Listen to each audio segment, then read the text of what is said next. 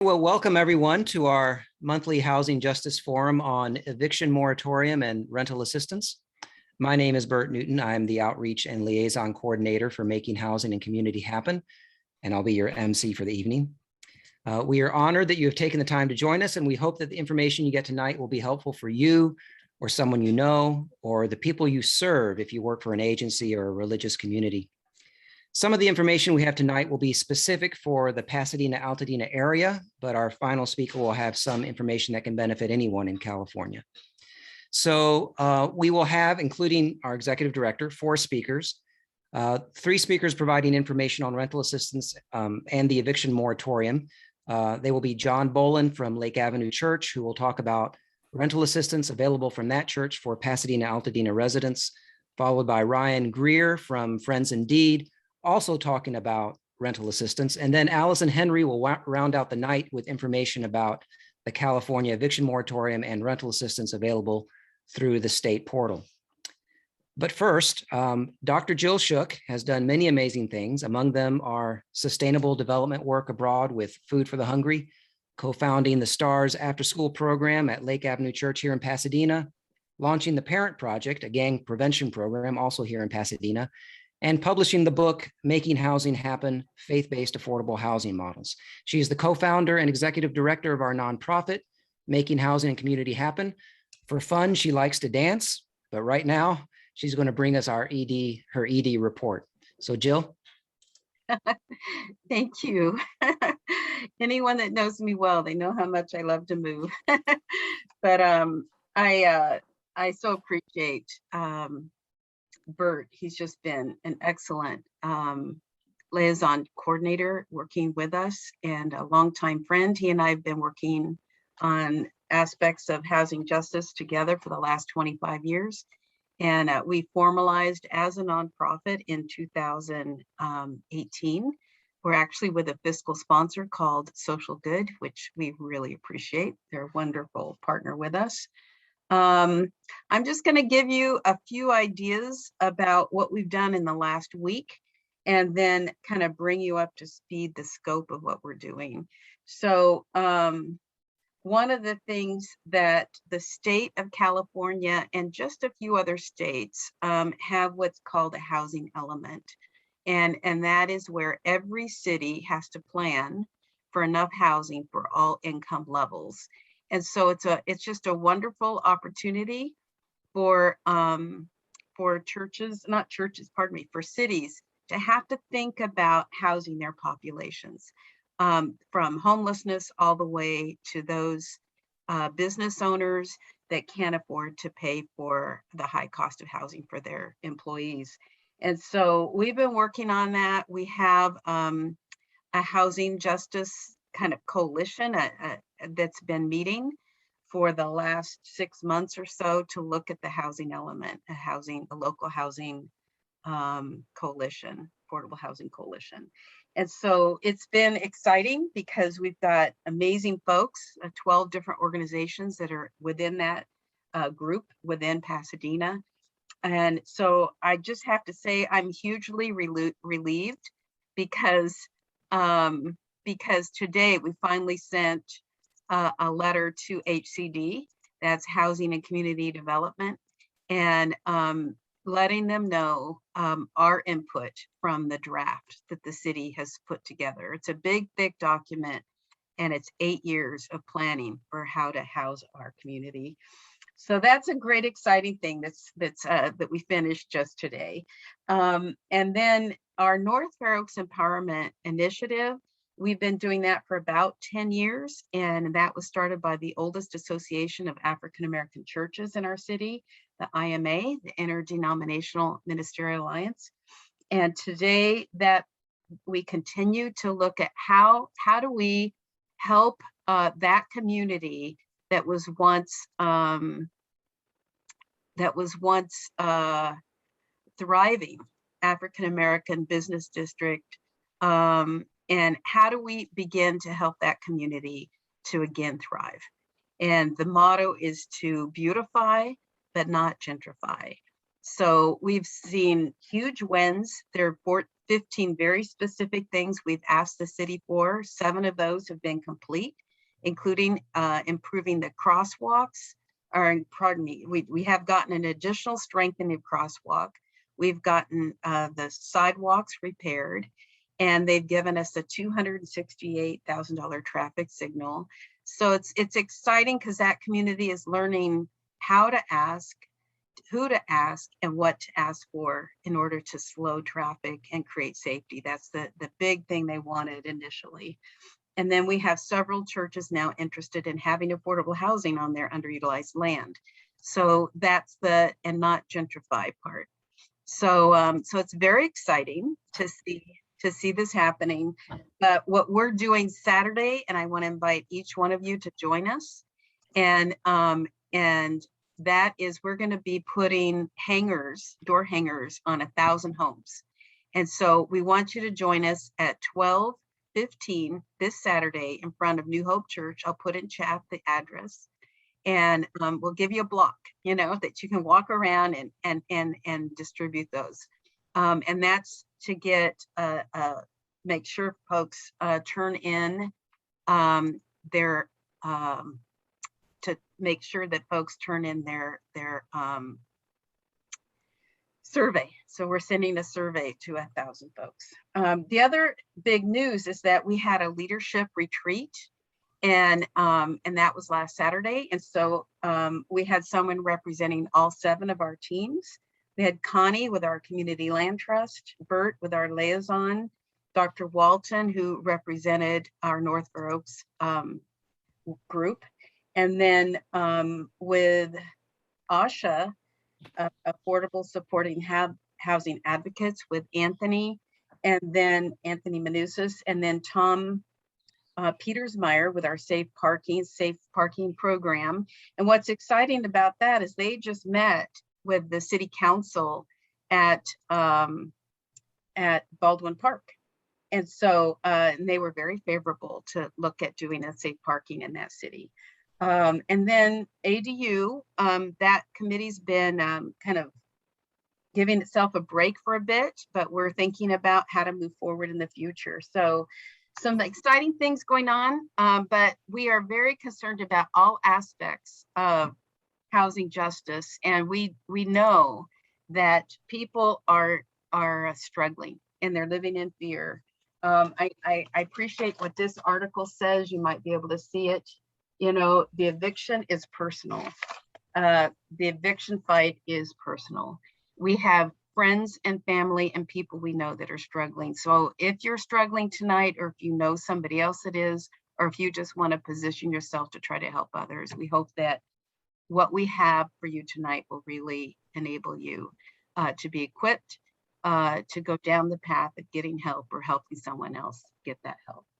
So we thank you for being here, and we so appreciate you. And I apologize a little halting during that time because a lot of people trying to kind of get into the meeting. So thanks for your patience.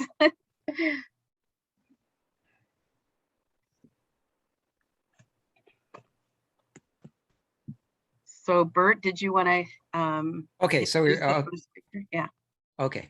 All right. So we have now John Bolin, who is the community care coordinator at Lake Avenue Church.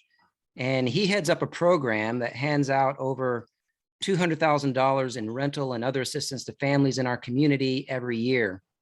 For fun, John likes going to the movies, but right now he's going to tell us about his program and how to access it. So John. Thanks, Bert. Like Burke said, I'm at Lake Avenue Church. I'm in charge of the benevolence ministry, and within the benevolence ministry, and you don't have to put that slide up, Bert. You don't need to. All right, but when I do need to put up slides, Anthony needs to give me permission to do so. So if Anthony's on, if he can do that, that'd be great. Okay. Thanks. All right. Great. All right. And so there's a couple of things that happens in this benevolence ministry, but we're going to focus on the homeless prevention program. And so we started that in 2012, early 2012. And we've been doing that ministry ever since. We initially started with the foundation that was originally where the homeless program was, and then it moved to Lake Avenue Church in late 2011. And then 2012, it was officially in the outreach department. And so I'm just going to read kind of basically what's on our website. It says Lake Avenue Benevolence Ministry exists to assist church members and others in community during times of emergency or financial crisis. The generosity of our congregational giving in this area allows Lake to respond quickly and graciously to the unexpected needs that arise in our community. Partnered with deep spiritual care, the benevolence ministry assists financially, but also encourages each participant in their faith and invites them into the glory of God. So we found that people, when they come to us, they're in a crisis, you know, they just are thinking about what their need is at that particular time. And so we have another part of the ministry, which is called care deacons. And so we started looking at a holistic approach to the individuals requesting assistance, because we found that they became repeaters because they never fixed the problem. And we know that Christ is the fixer. So we've developed this care deacon program, which is not what we're talking about, but I just wanted to mention it. It's a part of our program. We give the individuals an opportunity to select a care deacon if they want. So the third slide, it's the one that gives the rental assistance criteria, if you can put that one up. That one, yes. So in our homeless prevention program, right, we have 4 rental assistance criteria. One is you must live in Pasadena or Altadena. And 2, you must have proof of sustainable income. And you need to have an eviction notice, and your name has to be on the lease. And so we do go outside Pasadena, Altadena, depending on the circumstances surrounding that particular client. We do it outside mostly when there's children involved. So that kind of skews whether we go outside of our major area, or our limited area, I should say. Now, sustainable income has been a tricky part of this. Sometimes we allow people to show us potential income where, say, you have a job that someone, in other words, someone's going to give you a job, and you've got proof that you've got a start date, number of hours worked, and an hourly rate. So we'll use that, but mainly we're looking for check stubs, or, you know, if you got Social Security, or if you've got county aid, then we need to have proof of that. A lot of times individuals come and they say they have it, and they really don't. But it's okay. That's something that we've been able to get through. Number 3, we've obviously have not used that one, given the fact that we're in the COVID. So people are not giving out notices. So therefore, that's not required right now. So basically, we don't ask people for eviction notices. But we still do number 4, which is the rental agreement, and it has to be in the petitioner's name. Also, just to give you some numbers on how our program is working, 80%. Yes.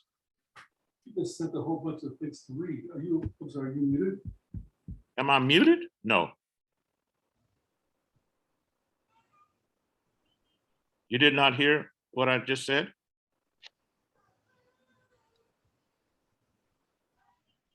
Oh, I'm not hearing you guys now. No, we can hear you, John. Oh, okay. All right. Yeah. Well, okay, and the majority, obviously, of our assistance is housing. So of all of the assistance that we do, 80% of it is for housing. And we do about 49%. Wait a minute. Yeah, 49% is for our community, and then 31% is for our church members. So you can see we do more in the community than we do within our church family. Now this report we had to do for our leadership because they had a specific time frame that they wanted to study, which was when COVID began in 2020 in March up to present. So I just put that out to them actually today. And so these numbers are from March 2020 to 2021 current month. So the number of families that we've served over that period of time was 224 families. In those families, there were 276 adults and 142 children. And so the average, I believe, of assistance per family roughly comes out to about a little over 1,500. We do have several repeats in there, but we count each time we help them as another family helped, and they stay in their homes. So that's what we do. John, that's your 5 minutes. Yeah, perfect. It just So, yeah, so yeah. Bert, if you want to do a little Q&A time before we go on to the next speaker. Mhm. Sure. Are there any questions? If you can use your raise hand button, if you know how to do that when you and your reactions board. Okay, so someone's asking, how long is the rental assistance for? It's for 1 month, and it all depends on the situation, and we may go higher than that. It's not that strict, and we've been very lenient since the COVID, but initially it was designed for 1 month. And Mark? So just a couple of quick things. So one I wrote in there, so St. Vincent de Paul and many of the conferences, Assumption and St. Andrews, we have boundary lines. So we go as far down as Washington and all up into Altadena, that kind of thing. So, but all of the rental assistance we've given has been, we try when we read their contract, if their rent is $1,600, we've been trying to get them to pay the minimum of the 25% that the rental, moratorium stated. I mean, we think there's going to be this tidal wave after September 30th, but we've really not given very much rental assistance. We've given a lot more utility lately. But here's my question. I know that Mary Lou Landau, when she was president of our conference, might have talked to you, John, or somebody, but we've at a couple of times referred some people down to your place because they're just below our boundary, right? And they're in Pasadena. Same thing with FID, Ryan, just so you know. We try to get them some help elsewhere. So I was just curious, were you really helping to pay a whole month of rent, or were you just giving that family the minimum amount to pay for that month? We pay the full amount. Okay. Now, in other cases, we do, of course, this is what we're doing currently because of COVID. So we're trying to make certain that people have money to pay their utilities or what little money they have.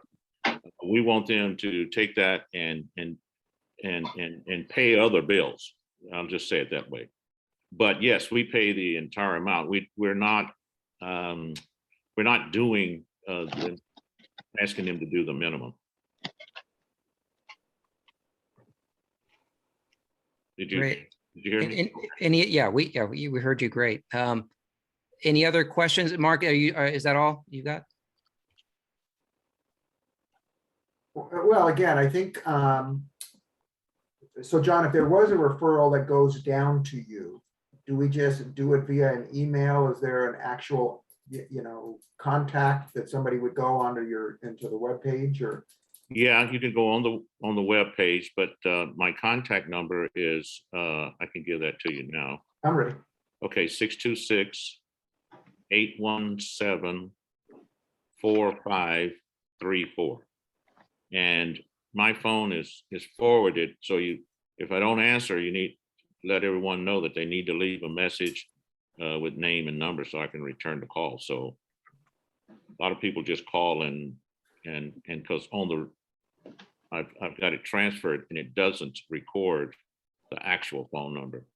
It just records a certain system number, and so I can't get back to the individual if they don't leave a message and a number.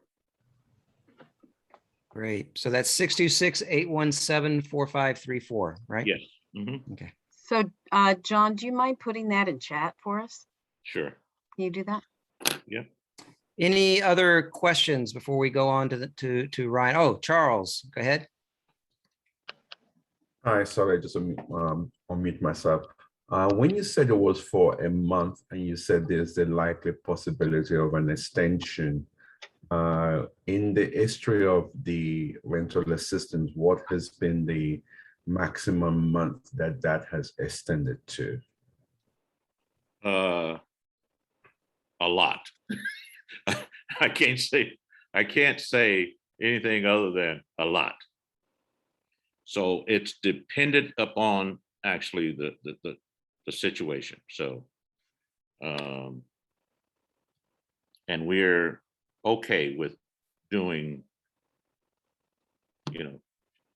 2 or 3 months. So we've done that quite frequently. But we are, just like everyone, really concerned about what's going to happen when the moratorium is released, because we have a little money now, but man, it'll go through quick. If you talk about someone that has to March to now, so you can imagine what that would look like. That would deplete our funds quickly. Yeah. So we're pretty much out of time for the Q&A for this section. But I do want to mention that it's just a whole lot cheaper to keep someone in their home than once somebody is homeless. It can be a very expensive process to get them into housing. And so any effort to make sure people stay in their home is well worth it. Often these programs we're talking about tonight have been called homeless prevention programs with a good reason, and that's what we want. Okay. I do want to mention this one thing here. We are partnering with Friends Indeed and Door of Hope. We are, where we can actually take a lesser hit on some of these big amounts. Great. So if anyone has any more questions, if you could put them in the chat, and perhaps John could answer them there. But we're going to go on to the next speaker, and next is Ryan Greer. He is the Eviction Prevention and Rental Assistance Program Director at Friends Indeed. For fun, Ryan escapes into reading fiction. But right now, he will discuss how his organization helps at-risk families and individuals remain housed or move into new housing without having to move through the homeless management systems currently in place in Pasadena and in the greater San Gabriel Valley. So Ryan, why don't you come and tell us what you got?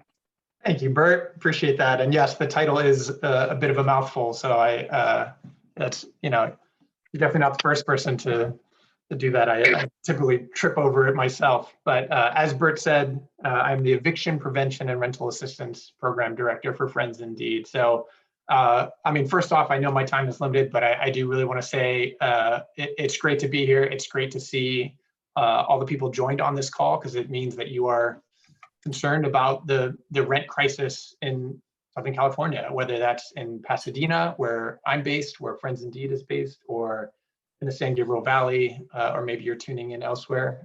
It's similar work that we're all doing. And so really the purpose of this call tonight is, as John and I are both gonna kind of talk about our individual programs, and then we really want to kick it over to Allison, who's gonna highlight probably the broadest and most, I would actually say probably the most important program that exists right now during COVID-19 pandemic. So without further ado, let me just jump into my part, and we'll get to some questions after that. But Friends Indeed, if you know it, that's great. It's been in this community almost 130 years at this point, founded in the late 1800s. I haven't been with it quite that long. I've been with Friends Indeed for about a year, doing rental assistance work here, and really, so as Jill pointed out, the homelessness prevention, people can get it confused with providing services to people who are currently experiencing homelessness. They go hand in hand, but they are different programs with different ideals. And really what we're talking about is helping people who have housing stay in that housing, whether they become sick, whether they've lost work, whether they've had some kind of family circumstance, or maybe they're transitioning from one kind of housing to another, something like that. That's kind of what we're focusing on. So I'm going to talk about, first off, my program. What does it do? The program, Eviction Prevention and Rental Assistance, we just shorten it to EPRA. So you can do that if that's easier for you. But in the next slide, Bert, we can go into that. Hold on, it's not doing it, sorry. If it slides, no problem. Let me see if it, Of course, it freezes right when we when we need it most. So Ryan, you took the place of not Denise or Debbie or whatever it was from about a year ago, year and a half ago. Debbie, yeah, right? That's correct. That's why. Thanks. Okay. Yeah. So I actually joined Friends Indeed. I like many other people back in February of 2020. I had actually taken time off from work and was looking for maybe like a month or two off. That turned into about 6 or 7 months. But I started volunteering at Friends Indeed. We run a food pantry. There's a women's room that provides services to women in the area to hang out, kind of like a community resource. And then we also have a street outreach team as well. There we go with the slides. So I was volunteering at the food pantry, but my background is in grants management, in working with development resources. And so it was a great fit when that position opened to be doing rental assistance. So EPRA with Friends Indeed, as I said, the goal is to keep Pasadena residents housed. Our criteria are similar to John's, what he talked about at Lake Avenue, a little bit different. Our program typically goes from anywhere from 1 to 6 months. What that generally means is if you're a Pasadena resident, that our program is a minimum 3-month program of rental assistance. It goes anywhere from 3 to 6 months. If you're outside of Pasadena, it tends to just be a one-time boost in the arm sort of thing, which is a 1-month deal. So that's why we say 1 to 6 months. But we cover rental assistance. We also cover unpaid utilities if they're in danger of being shut off. Fortunately, that hasn't been a big issue right now, but we do expect that to again be an issue come October. And then along with those, we also try to connect participants with any other social services in the area. So that's helping people with employment, connecting with employment agencies, with healthcare, with food or other family needs as well. So our clients don't necessarily need to have sustainable employment. They just need to be willing and able to develop a path towards sustainable income of some sort. So we're happy to work with all kinds of populations, but it is people who are currently housed. So that basically, this slide basically kind of highlights the kind of assistance that we provide, primarily, again, rental or utility assistance. The next slide is who EPRA is for. If it has I don't know why it's not working. Yes, if it freezes. Yeah, I'm not sure what. Fortunately, I don't have that many slides, so it's it's not too painful. I mean, if you want, I can just kind of go through it, and then you can put it up there when you Sure. got it. So follow along with me in your minds, everyone, but whoever is for, if you're a Pasadena resident, that's an important one. We are able to help people outside of Pasadena, but it's much, much more limited because we're primarily funded by the city of Pasadena. The city of Pasadena, we're the principal service provider for rental assistance work in the city. So if you dial 211 in the city of Pasadena, it's eventually going to, and sorry, if you dial 211 and you're looking for rental assistance resources, it will eventually route you to Friends Indeed. So I have my number and contact information at the end, which will save you some time from dialing 211 in Pasadena. But our primary programming is for Pasadena residents. Again, if you're outside of that area, we can help occasionally with one-time assistance. That depends on if we have generous donors as well. This week, actually tonight, right now, we're starting our a large fundraising event for that primary purpose to try to get folks who are excited about rental assistance work to give us money so that we can give it to people in need in the area. So other criteria, aside from being a Pasadena resident, is being under a certain income limit for the area.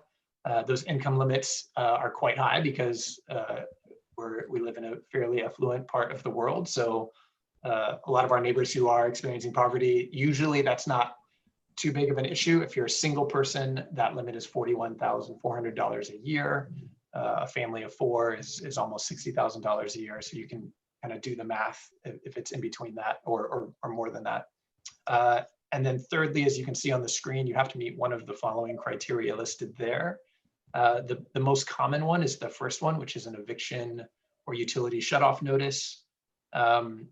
Or you have to be able to prove that you're going to lose your residence. So a lot of times, as you know, if anyone who's spent time working in housing, there are formal evictions, there are informal evictions, there are strongly worded letters, there are there are threats from landlords. Some of those things count and some of those things don't. But if you're able to prove that you're going to lose residence, that you have nowhere else to go, that you have no community, Friends Indeed exists to be a last resort to help keep people off the streets. Other criteria that also trigger support is if you're ever fleeing a domestic violence situation. People who do that tends to be a trigger for falling into homelessness. So it is a triggering event for us. If you're ever exiting a hospital or a prison and you previously were in Pasadena, but you have no other housing options, that works. And also the last one there, if you're staying in a motel or a hotel due to lack of housing, and this isn't being paid for by a charitable organization. So a lot of times we get calls from people who found us last minute. They ran through their savings, their last $500, they're in a hotel, they're paying $100 a night. They have, their options are very limited. Occasionally we can help with that as well.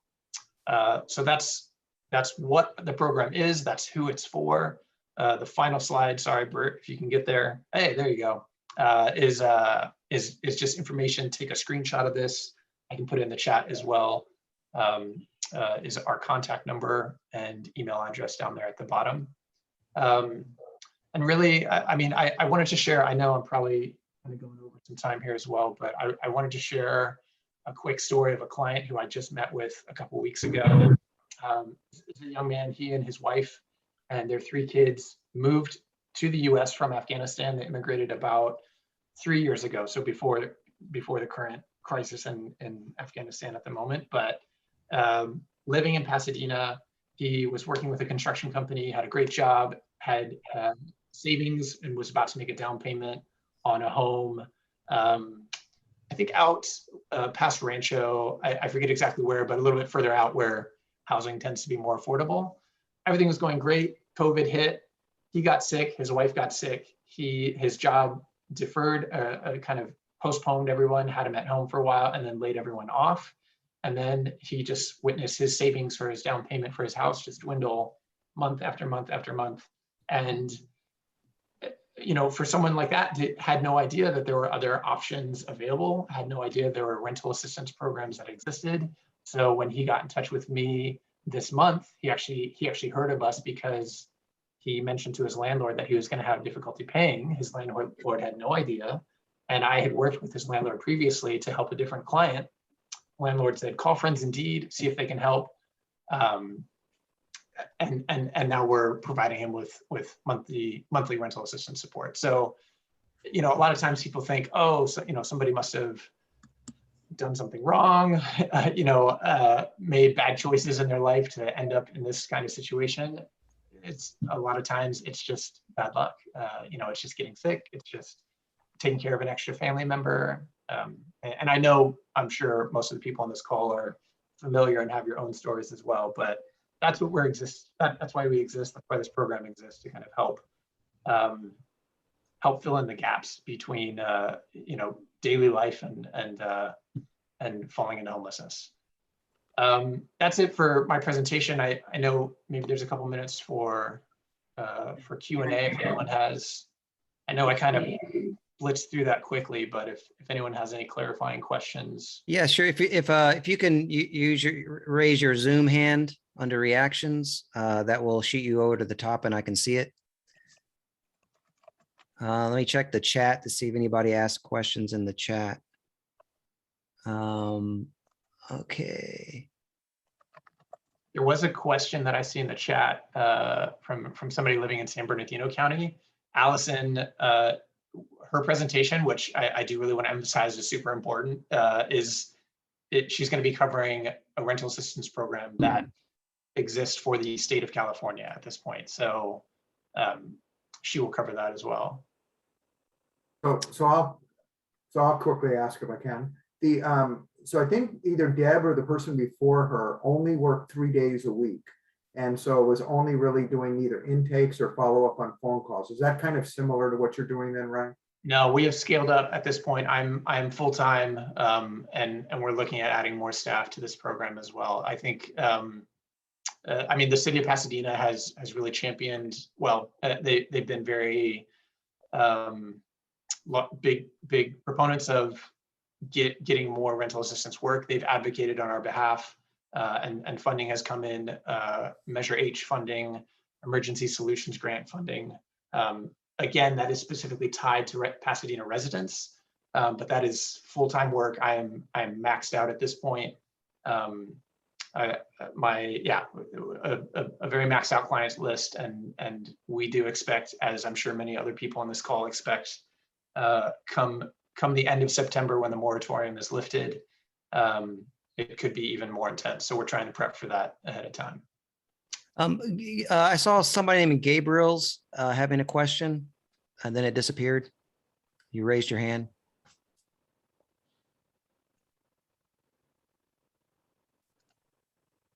Okay, then in the chat, I think Japhet Diego, I think this actually was a question that came up when John was speaking. Has anyone had folks apply for the Housing is Key rent relief program provided by the state? So Allison is going to talk about the state program in the next presentation in a minute. Then I think, Ryan, you answered the question about someone living in San Bernardino, because that's also going to, so that would, for the statewide assistance, Allison's going to talk about that. Don Payne asked, what is the documentation you require? Your organization has the money and the renter gets in directly from your organization? Yeah, good question. So in terms of documentation, we try to keep it as simple as possible while still meeting all of the eligibility requirements from the city. What that means is it depends on how much funding. If it's a one-time thing, without getting into too much detail, it just kind of depends on situation to situation. We do send funding directly to the property owner or the landlord. So in general, we look for a rental agreement for that, confirming ID. We use the coordinated entry system that is used by other organizations in Southern California to track spending and to coordinate with other service providers. So we get information for that as well. It's a very broad response, but hopefully that suffices. Before we go on to Allison, I do have a question. Can you all hear me? Yeah. Okay. I'd like to get some idea of the scope of the need in Pasadena. I mean, obviously, if you're bringing on more staff, it's increasing, but can you Mhm. give us some idea of numbers, people served, and what you? Sure, yeah, I'd be happy to. Yeah. I'll give you some general numbers. I don't have them in front of me, but yeah, we, similar to Lake Avenue, we last year we spent nearly $100,000 in rental assistance. This year, we're probably going to double that amount with the need that's in place. What that means in terms of per households, it's usually about 40 to 50 households, really. I'd say 40 to 60 households that we end up serving with that. I also provide, I would call it light case management for probably about 200 or 300 households a year. We basically get a lot of callers of people looking for information, seeing if they're eligible. So we try to connect them with resources there as well. So some of it is just information sharing. Others is if they're eligible, we certainly try to help them as best we can. Yeah, that's fairly broad. I think that's Yeah. enough for Thank now. you. That's helpful. No problem. And I do see a question. I think it's Gabriela Martinez probably. How long is the process? Was your question for Friends Indeed? If you're asking how long the application process is, usually I talk to somebody over the phone, see if they're a good candidate. If they are, I have them come in and we do a one-on-one meeting that usually takes about an hour to go over details and collect documentation. And then it usually takes us about a week to get funding available. So we try to move fairly quickly in that regard.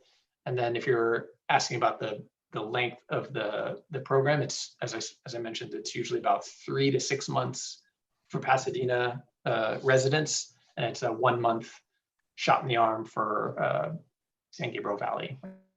Really cool. I think that's it. Thanks everyone. I'll pass it back to Bert, and you can go from there. Excellent. Thank you, Ryan. Thanks. Yeah. So okay. So now we have the portion where we may answer some of the questions that were asked about a broader help. We have Allison Henry. She is a tireless and fearless organizer and advocate for tenants' rights and affordable housing, and a member of Pasadena's Housing Task Force, and the co-founder of both Pasadena Tenants Union and the San Gabriel Valley Tenants Alliance. For fun, she likes reading dark fiction and nonfiction and hanging out with greyhounds. But right now she will speak about how to access federal and state funding for rental assistance, as well as I think some information on the eviction moratorium. So Allison, why don't you come and give us what you got? Great. Thank you, Bert. And thanks everyone for tuning in tonight. This is a really, important topic. And I think we can all agree, it's very worrying. So give Bert a minute to load up the slides. And I hope this will work. I think what was happening is that when I mute myself, it stops working. So maybe if I don't mute myself, it'll keep working. So go ahead, Allison. Okay, thanks. So just, real quick, what we're going to cover. And I just want to, first and last, I am not a lawyer. I don't play one on TV. This information is for educational purposes, but like to educate yourself as a tenant. If you are a neighbor and community member and wanting to know how you can help support tenants, that's the hope too. So we're going to go, because we're like tight on time, and the real emphasis of this was to go through the Housing is Key website. We are going to go through like a brief overview of the eviction process and some tenant supports and legal clinics locally. I think COVID has really inspired a lot of local organizations to do amazing work and mutual aid.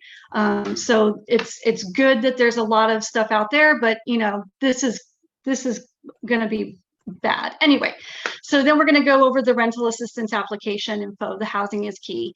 And then just a few points for advocacy, and then Q&A. And like I said at the beginning, this information is for educational purposes. I am not a lawyer. I'm not providing legal advice. All right, next slide, please, Bert.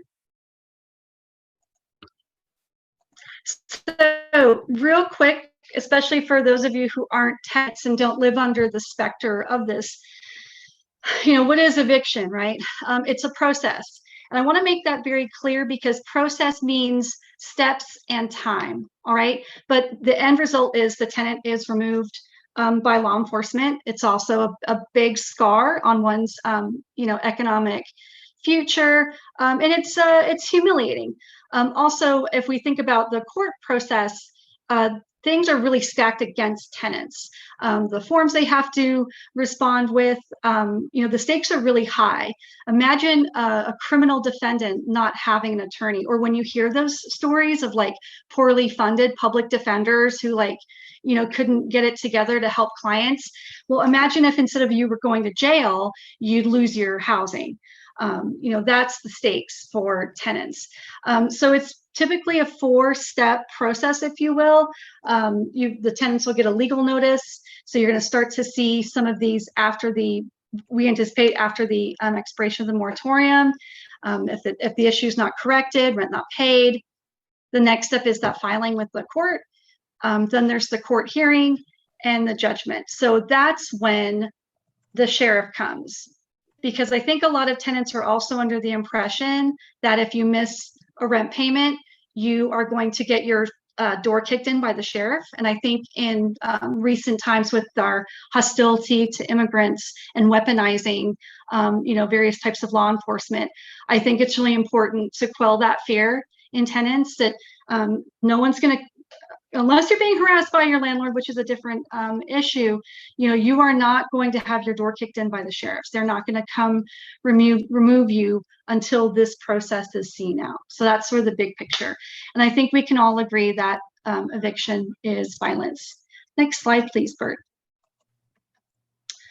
So this is a lot of information. That's why it'll be available to you after the presentation, and also places where you can get more information. Just a few things tenants do have some rights, right? We already have some protections in place. They're not brilliant, but I tell people that to give confidence to tenants to stand firm and stand strong, right? And a few things that I've seen throughout this pandemic beyond, people not being able to pay rent, rent increases. Y'all, people are getting rent increases during pandemic. So I remind people that the state does have a cap on rent increases, but as you can see on the screen, they're pretty high. So it's 5% plus whatever your county's CPI is, your consumer price index. No more than once a year can you get this, raise, if you will, this increase. But this is, and it's reset every August. But I mean, look at this, y'all, look at this. 8.6% if you're here in LA County, 9% if you're in Riverside or San Bernardino. And I just want you to mark, that's really high for the incomes there. You know what the area, 80% of area median income for Riverside and San Bernardino counties is? $50,000. Okay, that'll come up later in this presentation because that's the cap on your income to apply for rental assistance if you're in Riverside and San Bernardino County, right? So, these are big. You don't need evictions in the face of these types of rent hikes. Your landlord does need a reason to evict you. This rental debt will not be a reason, but just so you know, it can't just be capricious. Again, eviction is a process, so it should give you time. This should give you time to help your friend, help yourself. Best practice, keep all correspondence with your landlord, document your interactions with your landlord. Strong suggestion, keep everything in writing, text, email. Free legal workshops and clinics. We are blessed in the LA and San Gabriel Valley areas that we have a lot of organizations working on this stuff. ACE, stayhousedla.org is a great website for you to go to and check out a whole bunch of different types of Know Your Rights clinics. Housing Rights Center does one every week. ACE, the Alliance for Californians for Community Empowerment, does clinics twice a week, one in Spanish. Pasadena Tenants Union does Saturday Zooms. So there are a lot of resources out there that are free to send people to. The protections for COVID specifically, they're kind of like crazy in that like everything was sort of created at the 11th hour. I mean, the big thing is this is really, these policies are what happens when someone doesn't have a long-term plan, right? So the early work with the state and the COVID protections for tenants was if you were unable to pay your rent, if you could pay 25% of it from March 2020 to September 2021, whatever that looks like, 25% a month, 25% of the whole debt, whatever that looks like, as long as you were able to pay that, you could avail of the COVID protections. And I want to make very clear too, I'm going to go over a little bit later, rental application process.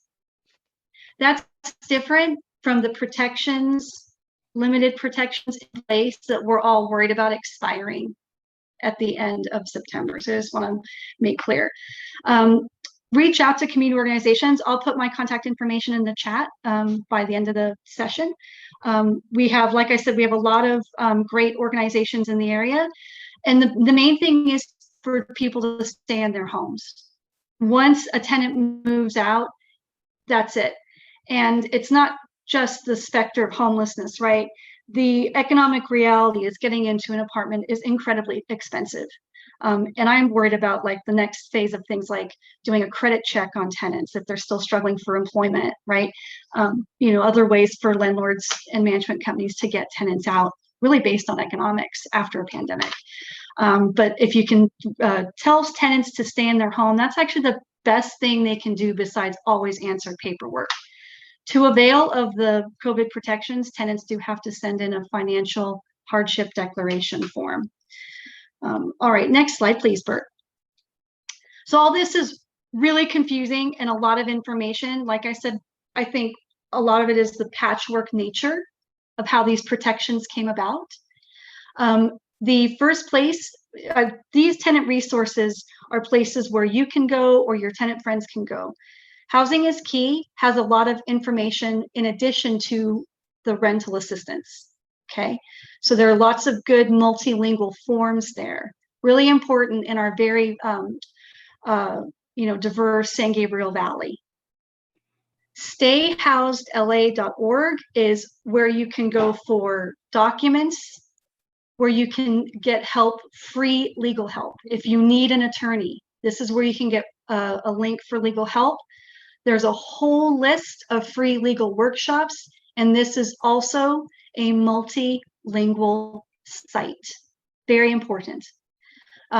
We've got a letter generator.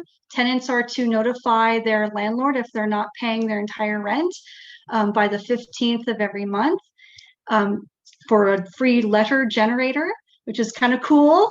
Writing is a very difficult skill for people. And imagine writing in a language that's not necessarily your first language, right? So NoRent.org offers a free letter generator for both English and Spanish. Our Housing Rights Center, partially funded by the city of Pasadena. Their scope's a little more limited in terms of who they, they're not necessarily able to represent all tenants in court, but what they are doing right now is pushing out a load of tenant information and additional resources. For people who need a free tenant hotline, all the local tenants union have a solidarity hotline. So I would reach out to Alhambra Tenants Union, Pasadena Tenants Union, and they all have their intake lines. And there's an additional one, People's Resource Center, English and Spanish, leave a message.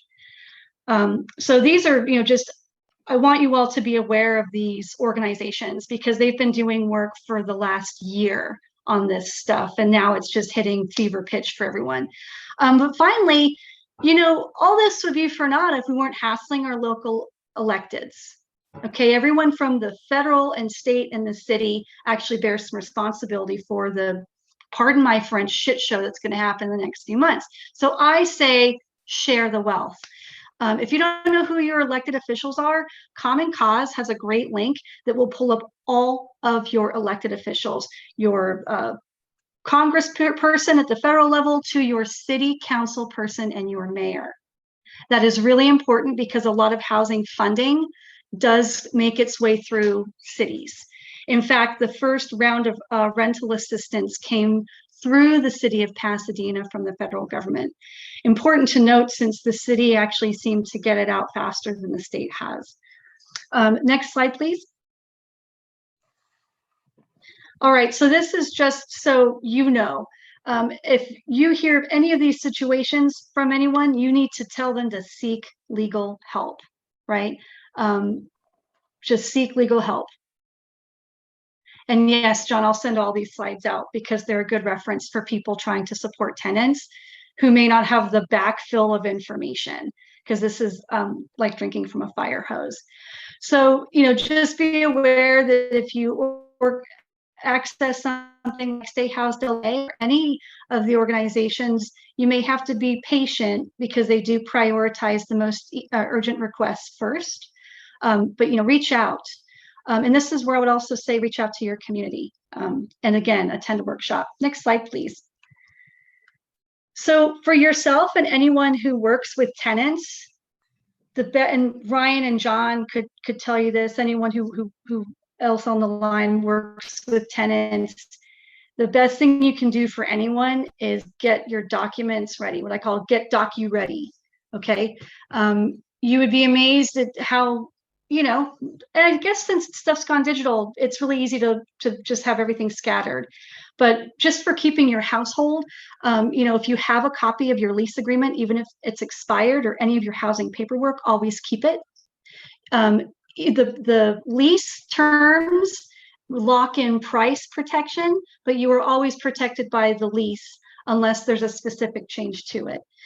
Have your landlord contact information. I'm not surprised, but I always hear of tenants who they have different informal arrangements for how they're paying their landlords, which means they don't have their telephone number, address, and make a distinction maybe between the management company and your landlord. Any kind of, most people don't get rent receipts unless they're paying electronically through a portal, but any way you can keep records of how you pay rent. I pay by check because I'm like young and hip. So I've got all my old lady checks.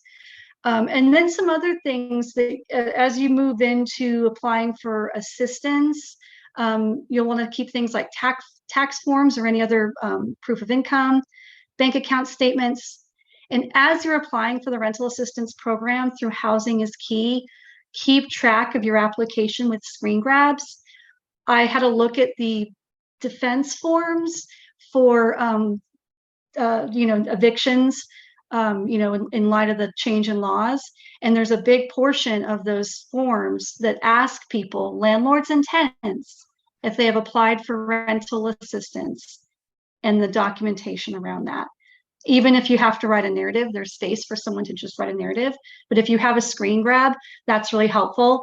I can just also lift up that, not that I like to share this part of my life right now because it sucks, but I've had my own battles with the state unemployment. It took me 6 months to get my benefits. And I'll tell you, fighting was really helpful. And then just keeping track of stuff and figuring out who I could pressure, right? It came out in the end, but the other thing I learned was there are a lot of the documents people are uploading are not being able to be read, and it's taking these departments forever to get back to you about it, right? So having, you know, any kind of screenshots or proof is helpful. And then as you prepare these documents, get the best image you can. Like I said, you'll even read this with the rental assistance. Poor quality of imageries or image is holding up assistance getting out the door. So, you know, who knew? This is a big problem for tenants who don't have office equipment in their homes, right? If you work in a lab, if you're a custodian, you're not going to have a scanner and a laptop. So if that's the situation, those of you who want to help, right? If you've got neighbors who are in need of these types of pieces of equipment, like help them scan documents, help them save it to a USB, let them use your laptop if they just have a tablet.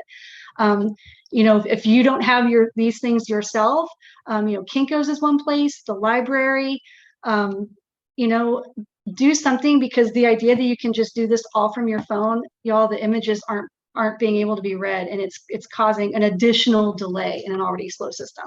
Next slide, please. So what we're going to go over next then is the rental assistance portal. This is for all of the state of California in terms of wherever someone lives, they're going to start here, okay? This is a rental assistance application for tenants and landlords. Tenants can do it without their landlord. Landlords can apply with the cooperation of their tenants. There's multilingual support and documents. Tenants can apply without their landlords. And lastly, just remember that the rent relief that I'm going to be talking about now is different than the COVID eviction protections. Okay, next slide, please, Bert. All right. So the first thing you have to do is actually determine eligibility. So you'll start off with the go to housing.ca.gov. Okay. You'll then create an online account. You will take a minimum of 1 hour of your life. I also had to apply for this. This is great, like the nadir of my life. It took 90 minutes. I'm well resourced, right? But it took me 90 minutes. So just plan on a cup of coffee and being with a computer for a while. There's also a phone number that you can call at the bottom of the screen here for community organization help. But once you've applied, there is an 800 number you can call to check on the status of your application, or you can go into the dashboard. Like I said, drop your electeds a line like, hey, I applied for rental assistance. Here's where you can find them. If you are working with folks who don't have technology and they want to make an appointment with an organization in the area that is propping up tenants for this, there is a special number. This is really great for seniors, people with limited technology capacity. So please, share that. All right, so then the next few slides are actually I just did screenshots of everything that you're going to see. So this is the first page of the portal. Wherever you live in this state of California, this is where you're going to start. Below where it says find out which programs, that's where you will put in your zip code or your address. Next slide, please, Bert. So I put in for Pasadena, and you can see that the program then links you to whatever you can apply for. For example, City of Los Angeles has its own program. City of Fontana has its own program. Who knew, right? So whatever way that works, this portal ideally is to help parse that for the user. And then you can see where I've circled it in red. That's where you click, right, to launch the beginning of the eligibility questions for the portal. Next slide, please, Bert. So there are 5 eligibility questions that I'll just take you through pretty quickly because they're self-explanatory. So the first question, are you a landlord or a tenant? Next slide, please, Bert. The next question is, are you a member of any of the following tribes? If you know someone is affiliated with a tribe or ranchera, at least check, right? Because again, they have their own source of funding. This is all money that came from the federal government, but it's coming through the Treasury Department, and that's why it's allocated to cities, to tribes, versus, just a whole onslaught. Okay, so next question of eligibility. Next slide, please, Bert. So this is the income cap. So your 80% area median income. Okay, so for Los Angeles County, for example, for a family of 2, that'll be $75,000, right? Go ahead and show the next slide, please, Bert. So I put in, so LA County, 2 people here in Pasadena. So if your income is under this limit, you do not have to be married to avail of this household member number. Okay, so if you have a partner, domestic partner arrangement, you know, put it in there. But I would just point out, as I mentioned, the rent caps earlier, this same number for Riverside County, y'all, is $50,000. So in a county with an area median income of $50,000, you can still get your rent increase 9%. So, but this is a key component of eligibility. Next slide, please, Bert. This is going to ask you about your connection to, you know, COVID and your economic crisis. Go ahead and next slide, please, Bert. And then showing any kind of, and this is a big change because this pays for rent anticipatory, right? So when this program was first launched, it was only going to pay back rent. But now, you know, if you're eligible, in theory, it's going to, you know, pay September's rent, right? All right, next slide, please, Bert. So if you answer yes to all those questions, then you're eligible. If you answer no to any of those questions, you are not eligible. All right, so understanding its limitations, you know, it's going to be really helpful. So these are some documents that you will need to apply on the site, right? So like I said, get your documents ready, you know, set all that up. Next slide, please, Bert. So then what you'll do is you'll create an account on this site. There's an icon, you can see where I've circled it. It's kind of a funky looking icon. It will actually translate this whole application to a different language. So that's where you can choose your language option. It's pretty impressive in terms of, you know, language justice. If you go to the next slide, please, Bert. Oh, I'm sorry. Wow, I'm sorry. This is like, you know, blindness inducing. I wanted to show you what the application, like how many portions of it there are, not to intimidate you per se or intimidate people, but just like I said, to get everything ready so that this is as painless as it can possibly be. So you can see on the left, you've got, you know, your eligibility. You've got, you know, the other things like rental assistance, and then you'll see the gas and water and the various utilities. All right, so it's sectioned off as easily as it can be. Next slide, please, Bert. So I wanted to sort of include at least a snapshot of what the portion that asks for, you know, your rent data looks like, right? So you can see where you enter your what you're paying in rent, and then you can see it starts at April 2020. So, you know, you can enter back data. And like I said, this is why it's really, really important to have your landlord's contact information, because there will be some verification of this. So you need to have the all that data ready. Next slide, please, Bert. Once you have completed your application, you can actually view it. When I said earlier, you can either call that 800 number to check the status of your application, or you can go online. This is where you can go online and you can view your application. You can start another, maybe you applied for rental assistance and you need utility assistance. You can actually sort of launch the application from this dashboard. Next slide, please.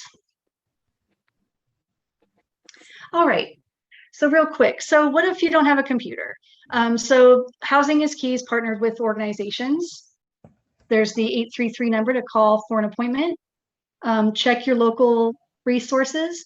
Those of you who are community members with scanners, laptops, you know, extra things like this, you know, sharing them with people in need or walking them through the application process, very helpful. Once you've put in your application, or if you've got general questions about like documentation, you might straight up not have all the documents, but there are other documents you can get. So call the number, and it does have a better rate of answer than the state unemployment line. So, you know, there's a silver lining. All right, next slide, please, Bert. All right, sorry for some of this being cut off, but you know, I wanted to give everyone tools for success with the rental assistance program, but I think we've all heard, or we know that there are troubles with it, right? I mentioned some of them with, documents not being able to be read properly. People are just waiting a long time. The people waiting 3 or 4 or 5 months, this program is kind of scary. So, in trying to set you up for the best success with this portal, I also am always eager for people to try and make change, right? So if you applied for rent relief, write to your electeds and let them know, whatever way you want to tell your story. If you know people who have applied for relief and, can share their story in some sort of privacy or dignity, contact your electeds. Check in on your renter friends and your neighbors. I actually also helped 2 of my neighbors apply for this because they didn't know about the program, right? Just imagine if half of the recall Governor Newsom ads were replaced with housing is key ads. I want you to just have that aha for a moment. We'd be in a completely different situation. So any kind of assistance you can provide to those filling out the application is great. And I would just say, from a full-on mind shift, we got to break this narrative of shame, right? Before the pandemic, everyone was a $400 emergency away from losing their butt. Well, I think between high housing costs and pandemic, we've all lost our butts, right? So this demands a shift. And also, shame prevents a lot of people from seeking assistance. Shame prevents people from asking community members, pastors, neighbors for help. And so in rewriting that shame narrative, you're letting yourself be more open for people to come to you for just support. We need some reform in our justice system. I think everyone's aware that our criminal justice system could use a lot of work. Well, eviction court's very similar. As I mentioned at the beginning of this, 90% of tenants don't go to court with an attorney. So they lose. I've been to eviction court. I've been to eviction court too many times with tenants. And I can tell you, it is grueling. Even if you think you have everything that you need, even if you have all of your documentation, documents can be thrown out. Reports, code violations from the city. If you haven't done it the correct way, the judge can throw it out. So there's a bill that is coming down, AB 1487. It's going to create a legal services trust fund to help tenants with eviction supports and prevention. And then just, opening yourselves up, to this stuff as non-tenants is always really helpful. Next slide, please. So I would just say thanks. I know I'm going to take some Q&A, but just want to say thanks to everyone for everything you do to keep tenants housed. A shameless plug for my own group, the San Gabriel Valley Tenants Alliance. We do meetings on the first Wednesdays of the month. We are a group based in San Gabriel Valley to really help tenants and tenant supporters in the San Gabriel Valley who don't necessarily have a tenants union yet. Having said that, we've helped birth a few tenants unions in the region, Alhambra Tenants Union and the newly formed West Covina Tenants Union. There's for penetrating the fourth wall, a tenants union in West Covina. We are doing a Know Your Rights workshop on September 9th. The registration link is there. Please share that widely as well. So thanks for listening, and I'm happy to take any questions and try and give some practical help and advice.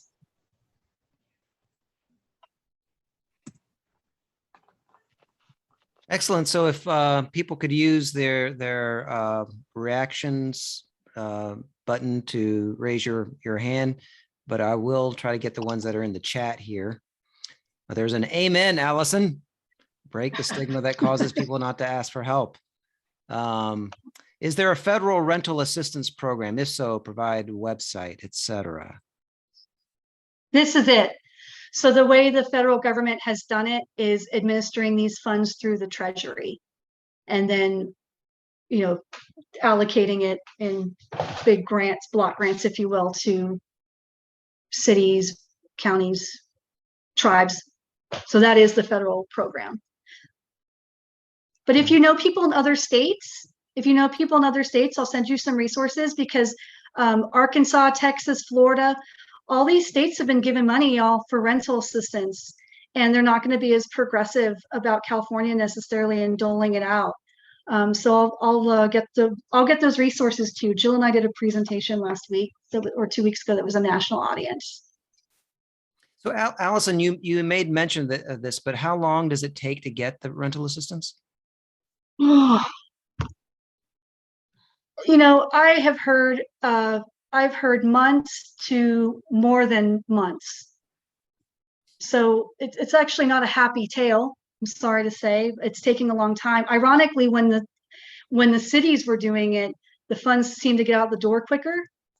That's why I say, like, write to your officials. It was hassling Chris Holden's office that finally kicked my unemployment crap down the road. Excuse me, stuff into high gear, right? But these applications are, and it's anything from images not being clear to not enough staffing. This is the first time our state's ever done anything like this. And unfortunately, I don't think it's going to be the last. Yeah, if I could jump in there, Carol Daly, who some of you might know, she's not on this call, but she is one of the co-managers of Foothills Kitchen, I think based in Monrovia. But she told a story of a client who applied and got a payment back in 3 weeks. That was $14,000, which is a huge success. That's great. I have also helped clients apply through the Housing is Key program. One who applied in May and received funding in August, but only received funding for 2 months out of a 14-month pandemic. So there's good stories, there's bad stories. The key is to apply and to get as comprehensive information as possible, as Allison's been saying. So yeah, lots of different kinds of stories. Someone is saying that they applied in April and was not approved in June and still has not been funded. So start hassling your elected. Yeah. Julia, in addition to calling the number. Sorry, go ahead. Yeah, Julia says, since we're seeing a share on Zoom, we don't actually have these links. Can you upload a Google Doc link of the PowerPoint? I know you said you were going to send it out, but you could upload my slides if you want, or the Google link I sent you. Okay. So I will make copies. I'll send out the slideshow to everybody who registered. Yeah. Today. Okay. So you'll all get a copy of all of the slideshows. So there was a significant article in the newspaper last Sunday in the local Star News, all about evictions and the rent relief programs and the rollout. And it seemed a little complex in terms of, they said certain programs, or if you're very low income, other programs if you're moderate. And so can you kind of help delineate the difference between which one you should probably try to apply to based on your income level? You are going to go to the website housing.ca.gov. In that article, Jeff Collins was pulling out the differences in the city programs. He talked about Los Angeles and Fontana in particular. The state program is 80% of the county AMI. But the place, Jill, for people to go is that first portal, because you're to enter where you live, and it will direct you to, the program, and then it will ask you the eligibility questions for that program. So if you don't qualify, let's say in LA or in Fontana, you can apply then for the state, or you're out? No. And listen, you go to the one portal. That portal tells you where you can apply. So if you're up in Fontana and you're trying to apply for rental assistance and you don't qualify in Fontana, you can't apply for the state. So you're done. Okay. And you would be surprised at how many people aren't qualifying, particularly in these areas where the, Riverside and San Bernardino is really where I'm worried, just looking at the area median income being so low. Yeah. Interesting.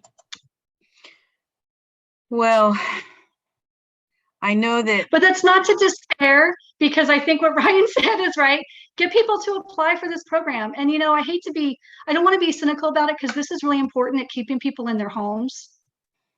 This is going to be really important. getting people to apply is also going to be for some their first political act. And that is really, I mean, most people are pulled into politics not for the fun stuff, right?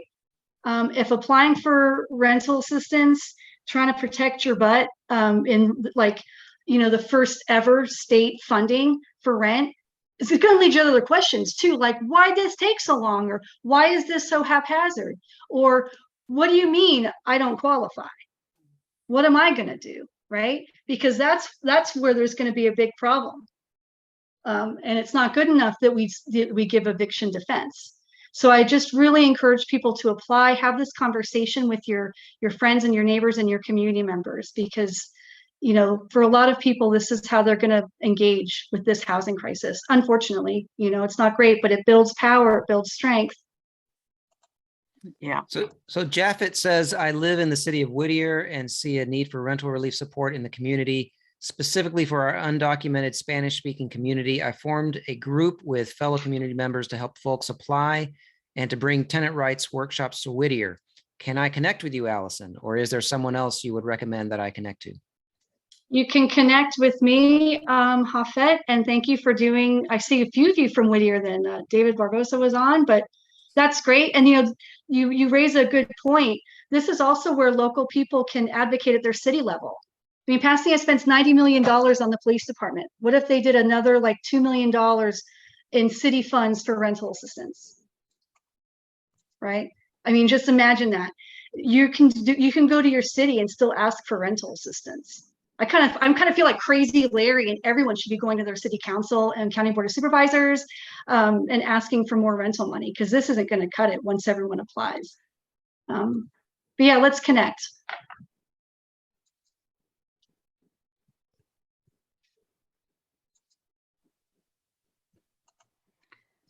Any other questions? Great. All right. Well, thank you everyone for coming.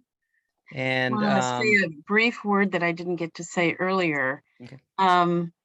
It's very interesting. I was invited in the last 2 months to preach at 2 different churches in town, one at Knox Presbyterian and then at the Foursquare Church. And I looked at the book of Micah. It's a very interesting book in the Old Testament. And the prophet Micah is just railing on cities for things like eviction. They're saying, how can you call yourself holy? How can you be someone as a city that's righteous as a city if you're going to be evicting people from their homes? And so I'm going to just read to you from chapter 2, verse 9. It says, you have evicted women from their pleasant homes and forever stripped their children of all that God would give them. And I wanted to end with that because I think it's very interesting to think that the Bible speaks directly to eviction and cares deeply. You can find housing justice throughout the book of Micah and other parts throughout Scripture.